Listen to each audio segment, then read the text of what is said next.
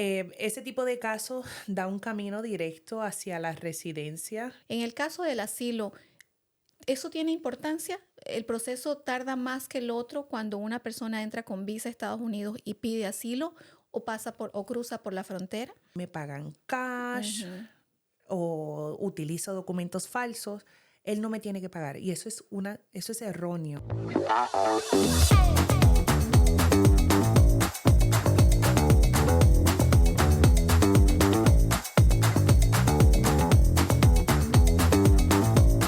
Mi gente, ¿cómo están? Bienvenidos a Hola Fabiola, el podcast.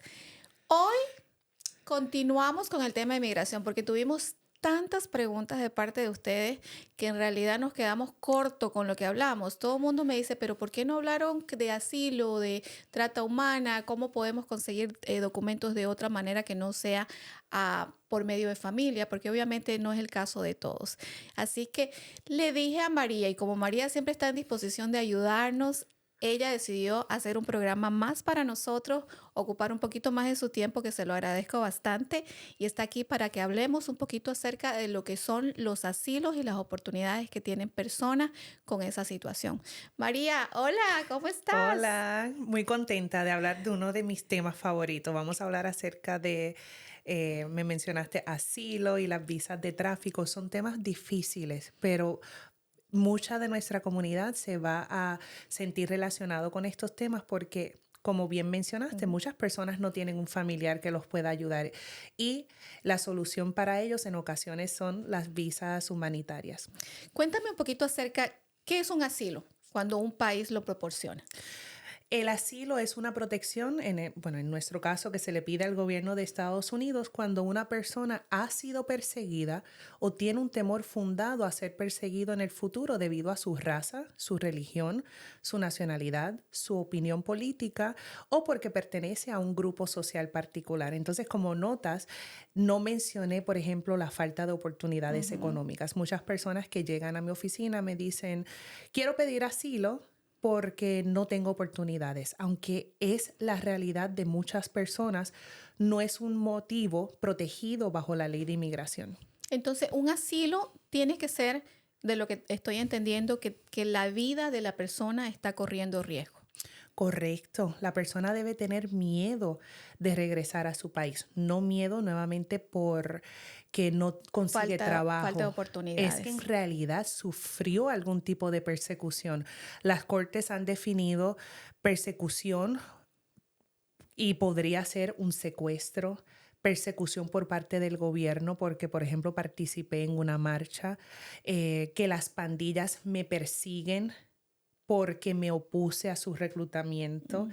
porque mataron, lamentablemente son temas muy fuertes, ¿verdad? Pero Sí. mataron a mi familia, están matando a los Ujú. hombres de la familia X, o porque abusaron de mí sexualmente al yo oponerme a llevar a cabo un acto. Por ejemplo, hay países de Latinoamérica donde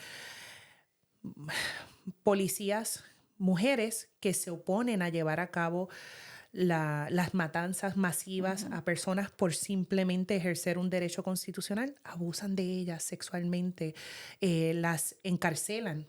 ¿Verdad? Hay personas que están Ujú. presas simplemente porque se oponen a las acciones del gobierno. También puede ser casos de violencia doméstica, a mujeres que son vistas como propiedad, lamentablemente por su pareja, y su vida está en riesgo. Entonces, definitivamente tiene que haber un daño, tiene que haber algún tipo de persecución. ¿Cuál es la diferencia? Porque en el anterior capítulo estábamos hablando los procesos son diferentes cuando una persona entra con visa a Estados Unidos y cuando no entra con visa. En el caso del asilo, ¿eso tiene importancia? ¿El proceso tarda más que el otro cuando una persona entra con visa a Estados Unidos y pide asilo o cruza por la frontera? Excelente pregunta. Hay dos lugares donde un asilo se puede procesar. Está la Corte de Inmigración y está el Servicio de Ciudadanía e Inmigración de Estados Unidos. Si una persona cruza la frontera y es detenida por inmigración, usualmente es puesta en proceso de deportación. Me explico, esa persona eventualmente va a tener que presentarse ante la Corte de Inmigración y la Corte de Inmigración retiene jurisdicción o autoridad para ver ese caso. Por el contrario, una persona que, por ejemplo, llegó a Estados Unidos, utilizó una visa de turismo para entrar y aquí se da cuenta que puede solicitar la protección bajo el asilo, muy probablemente esa persona va a tener que procesar su caso ante el Servicio de Ciudadanía e Inmigración de Estados Unidos porque el gobierno no entiende que esa persona va a permanecer aquí. Nunca lo citaron para la corte. Hay una gran diferencia en el tiempo de procesamiento en ambos lugares. Por lo general, un caso en la Corte de Inmigración se puede ver muy rápido. De principio a fin puede ser 1 año, 5 años como mucho. Te vas a alarmar, Fabiola, pero cuando el caso se ve ante UCIS, puede ser 20 años. Wow. Recientemente tomé un curso de educación continua y uno de los panelistas habló de 50 años. Entonces, es impactante la diferencia en tiempo de procesamiento y resalta en realidad el problema que existe en el sistema de inmigración de Estados Unidos. Hace falta más recursos para poder atender la cantidad de trabajo que tienen estas agencias de gobierno. Entonces, la opción, digamos, una persona que entra con visa y pide asilo político, lo mejor es ir a entregarse a migración para que el proceso sea más rápido, digo yo, o sea, en mi mente, ¿verdad? De no abogada, entonces, siento que sería una opción para que le den el asilo más rápido, porque yo conozco algunos amistades venezolanos que ellos entraron con visa y procesaron el asilo, pero fue muy rápido, fueron como no muy rápido, pero fueron como 5 años que tardaron para tener la residencia y ahora, gracias a Dios, son ciudadanos. Sí, antes el tiempo de procesamiento de los asilos ante ambas agencias era mucho menor, pero en la actualidad el gobierno de Estados Unidos está viendo números de personas entrando a Estados Unidos y pidiendo esta protección. Son números récords, nunca antes vistos. Y la realidad es que no cuentan con el personal ni los recursos para poder atender esta crisis. La estrategia de poder presentarse en un puerto de entrada. Yo sé que es una pregunta que tómala como de alguien que no sabe nada, ¿verdad? Es como, ¿qué pasa si? Eso es una buena manera de considerarlo, ¿verdad? Pero en la actualidad, que estamos tan cerca de tiempo de elecciones, la situación en la frontera se ha puesto más estricta y la persona también corre el riesgo de que, violando sus derechos, los regresen a su país, ¿verdad? Porque el asilo es reconocido por leyes internacionales y se supone que cuando una persona llega a Estados Unidos y expresa un temor, y ese temor se puede expresar en la frontera al igual que en el aeropuerto. Eso no lo había mencionado. Pero cuando una persona expresa un temor de regresar a su país, se supone que comienza un protocolo en el cual a la persona se le ofrezca una entrevista de temor creíble, que es el primer sedazo para ver si la persona en realidad tiene un temor fundado y que ese temor es suficiente para poder pedir asilo. Y en ocasiones estamos viendo que aún con la persona... aun cuando la persona expresa ese temor, no se les da la oportunidad de proceder con el asilo. Tenemos un sistema de inmigración que es muy inconsistente y muy injusto y está muy influenciado por las políticas, ¿verdad? Por cambios de administración. Ahora, porque estamos en tiempo de elecciones, todo se ha puesto muy, muy estricto porque es un tema que utilizan los candidatos para Delicado. ganar votantes, claro. Entonces, esa es la realidad, Fabiola. No hay una manera fácil de poder pedir asilo, pero lo más importante, y yo creo que lo que el público debería saber es que no vamos a promover, ¿verdad?, que una persona venga a Estados Unidos, pero sí existe la protección bajo el asilo y si llegan a Estados Unidos y tienen un temor por su bienestar, deben expresárselo al oficial de inmigración para que puedan entonces tener esa oportunidad de pelear asilo. Pero si ya están aquí, también lo pueden pedir. Lo pueden intentar. Sí. ¿Cómo yo demuestro que he sido perseguida? La persona, y esta es una de las dificultades del asilo, ¿verdad? Cuando una persona está huyendo de para proteger su bienestar, no está pensando en, déjame llevarme los documentos del médico y el reporte de policía. Pero, ¿de qué manera se puede demostrar? La pieza de evidencia más fuerte en un caso de asilo va a ser el propio testimonio de la persona que está pidiendo esta protección. Por ejemplo, en mis casos, nosotros preparamos una declaración escrita del aplicante y además pedimos cartas de personas que conocen acerca de la persecución. Podemos obtener fotografías. Una persona que sufrió daño físico y que tiene fotos de lo que le sucedió es una pieza muy fuerte. También si la persona tiene récord médico, eso es una pieza esencial.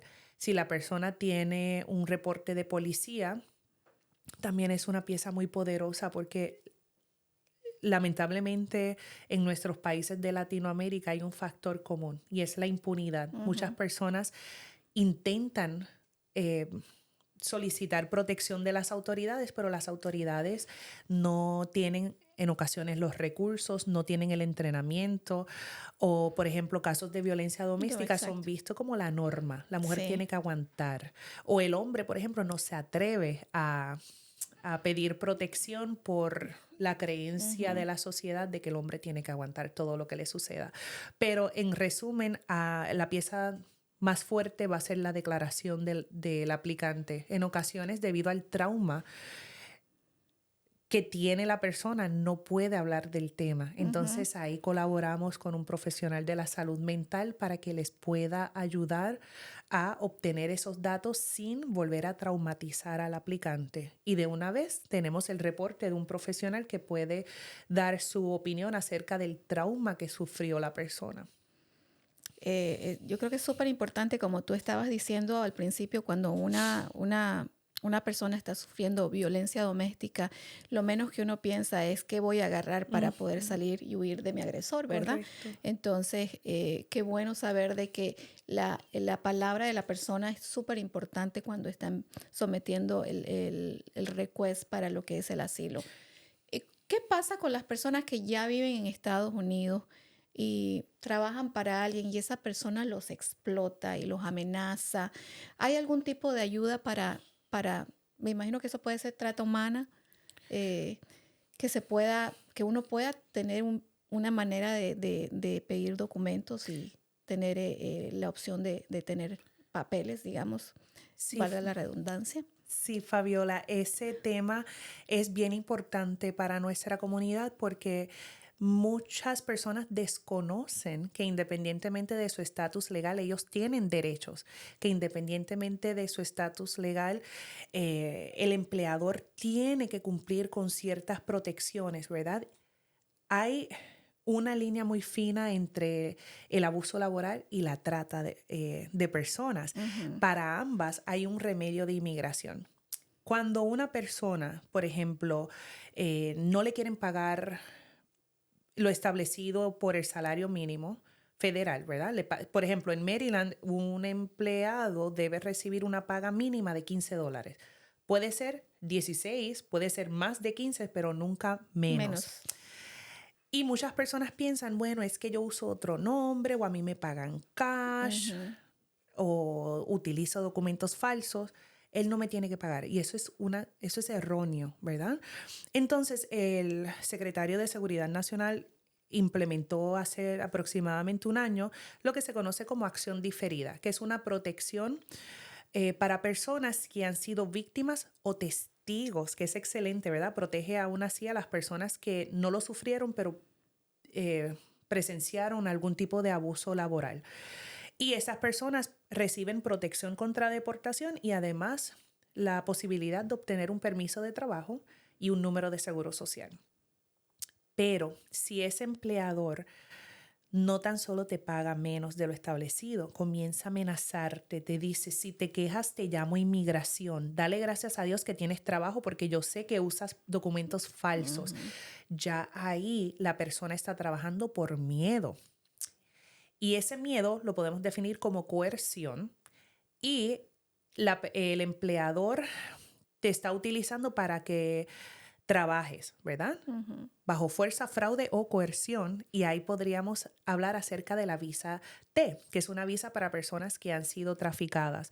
La belleza de este remedio es que el aplicante va a poder no solamente conseguir un permiso de trabajo, Fabiola, también va a tener un camino hacia la residencia legal permanente y eventualmente va a poder solicitar la ciudadanía de Estados Unidos, Wow. no solamente para el aplicante, sino para su cónyuge, hijos, menores de edad que sean solteros. Entonces es un remedio excelente, y algo que debemos notar acerca de el trabajo forzado es que no solamente se da en el escenario de un empleador. Puede ser que una persona llegó a Estados Unidos luego de que un familiar le dijera, ven acá, que esto es maravilloso, vas a tener trabajo, y luego lo explotan, lo tienen encerrado en una casa cuidando niños, Ujú. limpiando, cocinando, y controlan su entorno y tienen a la persona completamente bajo su control. Y le dicen, no, es que viniste a Estados Unidos a trabajar, aquí se viene a trabajar y yo pagué el coyote y yo pago tu renta y tú me tienes que repagar todo este dinero. Y la persona se encuentra en una deuda infinita, una deuda que no termina. Eso se da con familiares, amigos, pareja. Wow. Entonces hay que tener presente que la visa T protege diferentes escenarios, e inclusive se da con los coyotes, que son las personas que Ujú. ayudan a que entren de manera no autorizada a Estados Unidos. Si el coyote te obligó a trabajar, a limpiar, a tener relaciones sexuales, a cargar sustancias controladas, a veces dan mochilas, eso Ujú. también podría darle un camino a la persona a obtener estatus legal por la visa T. Es increíble, ¿verdad? Uno a veces se enfoca en ciertas cosas, pero no se da cuenta de que sí hay muchas maneras para que uno pueda conseguir ese paso legal Sí, para poder estar en Estados Unidos. Pero suena como tan de película, sí, pero lamentablemente existe, sí, se da existe. muchísimo. Y la gente no piensa que eso puede ser algo que los pueda ayudar a tener los documentos legales para poder estar en Estados Unidos. Sí. Quedé pero sin palabras, porque es súper duro pensar que nuestra gente esté pasando por estas cosas. Sí he escuchado mucho acerca de cuando cruzan por la frontera sobre los coyotes y todo eso y las cosas que tienen que pasar las personas, pero ya estando en Estados Unidos, que todavía hay gente que puede, y la misma familia, ¿verdad?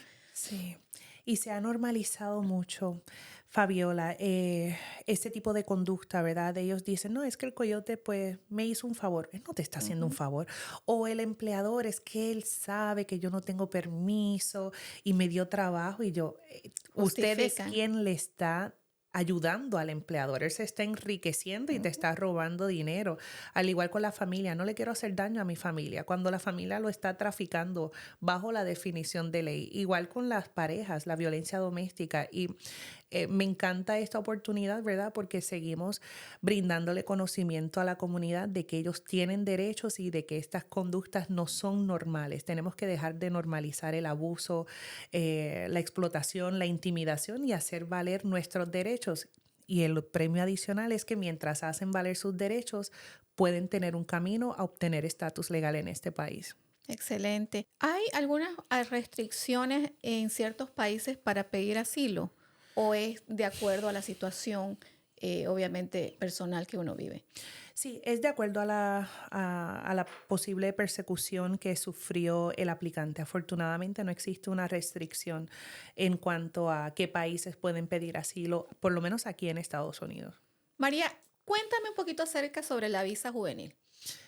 Fabiola, ese es mi alivio favorito y es lo más que he trabajado durante mi carrera como abogada. La visa juvenil es una visa, valga la redundancia, para menores de edad solteros que han sufrido abuso, abandono o negligencia por uno o ambos padres, que la reunificación con ese padre no es viable y que no está en el mejor interés de ese menor regresar a su país de origen.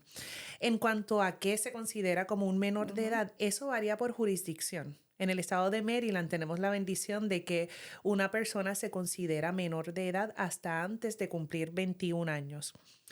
Ese tipo de casos da un camino directo hacia la residencia y hacia la ciudadanía Wow. eventualmente, independientemente del modo en el cual entraron a Estados Unidos. Entonces, Está excelente esa visa. sí, aunque hayan entrado con visa o por la frontera, ellos van a poder ¿Qué solicitarla. pasa si el menor se casa antes de los 21 años? Uy, sí no se debería casar porque uno de los requerimientos de la visa juvenil es que esté Estén solteros. soltero. Recientemente, el Servicio de Ciudadanía e Inmigración de Estados Unidos emitió una aclaración en cuanto a su regulación de que el aplicante se puede casar una vez esa visa juvenil sea aprobada. Okay. Pero la abogada María Colón, tomando medidas adicionales, le dice al cliente, no te cases hasta tanto tengas la residencia legal permanente. Porque he visto, bueno, antes de que este cambio se implementara, uno de los pocos casos que vi en mi carrera que la persona no pudo conseguir la residencia fue de una persona que se casó. Okay. Entonces me da mucho no se temor, casen. no se casen hasta que tengan la residencia. Bueno, muchísimas gracias María por tu tiempo, gracias por esta información. Después de tener tanta gente que estaba preguntando, aquí le damos un poquito más de información sobre estas otras opciones para conseguir papeles. Si tienen más preguntas, ya saben, vamos a dejar la información de María para que puedan contactarla directamente para que hagan su cita. María, muchísimas gracias nuevamente por estar con nosotros. Te agradezco tu tiempo y toda esta información valiosa. Gracias, Fabiola. Bueno, nos vemos hasta la próxima. Bye.